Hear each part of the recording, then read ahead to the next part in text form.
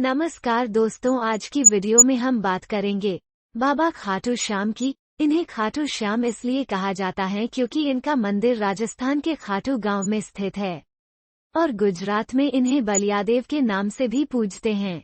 बर्बरीक महाभारत से बहुत पहले पूर्व जन्म में एक यक्ष थे जिन्हें विष्णु भगवान का अपमान करने की वजह से ब्रह्मा जी ने श्राप दिया था। एक बार भगवान ब्रह्मा जी और कई अन्य देव बैकुंठ लोक आए और भगवान विष्णु से कहा कि धरती पर अधर्म बढ़ रहा है। उन्हें रोकने और उनका अत्याचार बंद करने के लिए भगवान विष्णु की मदद लेने आए। भगवान विष्णु ने देवताओं से कहा कि वो जल्द ही एक मनुष्य के रूप में पृथ्वी पर अवतार लेंगे और सभी पृथ्वी को पाप मुक्त करेंगे। लेकिन तभी एक यक्ष ने देवताओं से कहा कि इस कार्य के लिए भगवान विष्णु को पृथ्वी पर अवतार लेने क्या आवश्यकता है। वो अकेले ही सभी दुष्टों का संहार करने के लिए पर्याप्त है। यह सुन ब्रह्मा जी को बहुत दुख हुआ। भगवान ब्रह्मा ने यक्ष को श्राप दे दिया, जब भी पृथ्वी पर पाप बहुत ज्यादा बढ़ जाएगा तब दुष्टों, आतंकियों आदि का करने से पहले भगवान विष्णु पहले उसका वध करेंगे और वो एक दैत्य जाति में जन्म लेगा। इस श्राप के अनुसार यक्षराज को किसी दैत्य कुल में जन्म लेना था। यक्षराज यह बात सुनकर घबरा गए और उन्होंने ब्रह्मदेव देव से विनती करी कि यक्ष, गंधर्व और देवता सिर्फ अच्छे कामों के लिए जाने जाते हैं, लेकिन दैत्य दुष्ट, अधर्मी होते हैं और आतंक के लिए जाने जाते हैं। इसलिए कृपया मुझे क्षमा करें और मुझे दैत्य कुल में जन्म लेने का श्राप ना दें। विष्णु जी का आशीर्वाद बार बार कहने पर ब्रह्मा जी को यक्षराज पर दया आ गई, लेकिन श्राप अब वापस नहीं हो सकता था। ब्रह्मा जी बोले कि आप विष्णु भगवान की शरण में जाइए, वही कोई लीला रचकर आपकी मदद कर सकते हैं। यक्षराज बैकुंठ लोक पहुँचे और वहां विष्णु जी से भी यही विनती करी। विष्णु जी ने भी श्राप को वापस लेने से मना कर दिया। स्वयं सृष्टि के रचयिता द्वारा दिया गया कोई श्राप वापस नहीं हो सकता। लेकिन मैं तुम्हारी व्यथा समझता हूँ और तुम्हारी सहायता के लिए मैं तुम्हें आशीर्वाद देता हूँ कि तुम पांडव कुल में जन्म लोगे। महाभारत के युद्ध में तुम्हारा बहुत बड़ा योगदान होगा।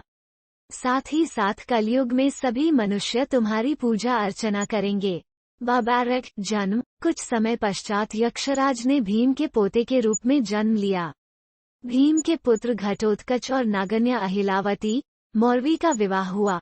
कुछ समय पश्चात उन्होंने एक बहुत ही तेजस्वी पुत्र को जन्म दिया।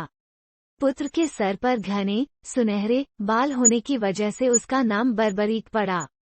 बर्बरीक बचपन से ही बहुत ही तेजस्वी, होनहार, निडर था। बर्बरीक को जो भी शिक्षा मिली वो उसकी माता और श्री कृष्ण से ही मिली। उसके गुरुओं के सिद्धांतों के अनुसार बर्बरीक को हमेशा निर्बल, असहाय की ही मदद करनी चाहिए। बर्बरीक अपने युद्ध कौशल के अलावा एक बहुत बड़ा योगी और शिव भक्त था। बहुत ही कम उम्र में बर्बरीक ने शिव जी की कठोर तपस्या करके उनको प्रसन्न कर दिया। शिव जी ने प्रसन्न होकर उसे वरदान में 3 दिव्य बाण दिए।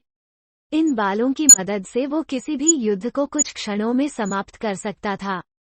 जब बर्बरीक को पता चला कि महाभारत का युद्ध अब टल नहीं सकता, पांडवों और कौरवों में युद्ध होकर ही रहेगा, तब वो अपनी माता से आज्ञा लेकर युद्ध भूमि की ओर चल पड़ा और कहा कि मैं खुद युद्ध देखूंगा, निरीक्षण करूंगा और युद्ध में उसी का साथ दूंगा जो युद्ध में कमजोर पड़ रहा होगा।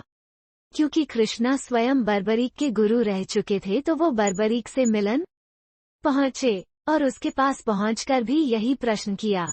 बर्बरीक ने कहा कि वो युद्ध कुछ क्षणों में ही समाप्त कर देगा, लेकिन वो सिर्फ हार रहे पक्ष का ही साथ देगा। कृष्ण ने अचरज में आते हुए कहा कि तुम्हारे पास तो सिर्फ 3 बाण है, कोई सेना नहीं है। तुम मृत्युलोक के सबसे बड़े युद्ध को सिर्फ 3 बाण से कैसे खत्म कर सकते हो। बर्बरीक ने कहा, हे पूज्य दादा कृष्ण, शत्रु को मारने के लिए सिर्फ एक ही बाण काफी है। पहले तीर से वो उन लोगों को चिन्हित करेगा जिन्हें बचाना चाहता है।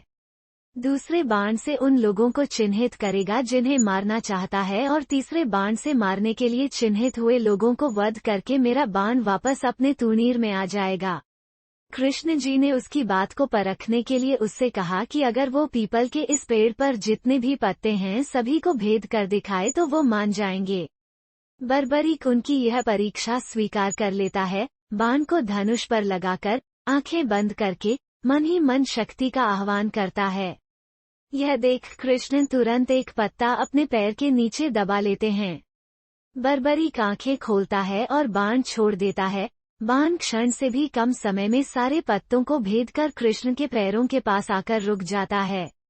बर्बरीक कृष्ण से पैर हटाने के लिए कहते हैं, हे कृष्ण, मेरे बाण को सिर्फ पत्ते भेदने का ही निर्देश मिला है।